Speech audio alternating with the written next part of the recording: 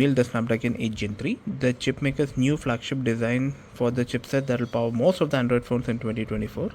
During the conference, Qualcomm had announced that Samsung Galaxy S series will have a split between the Exynos 2400 and the Snapdragon 8 Gen 3, while Snapdragon 8 S24 Ultra will have an exclusive Snapdragon 8 Gen 3 for worldwide, while the Samsung Galaxy S24 and S24 Plus will come with a mixture of Exynos 2400 for Europe and South Korea and Asian regions, while the rest of the world might get the 8 Gen 3.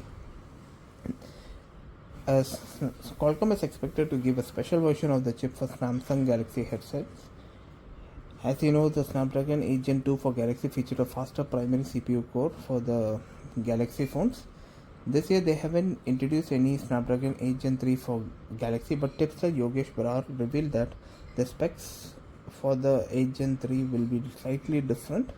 Brar said that Snapdragon 8 Gen 3 for Galaxy will have an octa-core configuration consisting of one primary X4 core running at 3.4 GHz. The non-Galaxy version will feature one primary X4 core that runs at 3.3 GHz.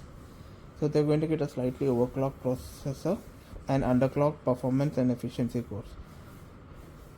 It is unclear why Qualcomm is considering that last year the only difference being the non-Galaxy and Galaxy chipset was the overclocked prime core. The question is whether Samsung will throw its own deca-core Exynos 2400 to S24 Ultra mix, or they will only give it for the lower end phones.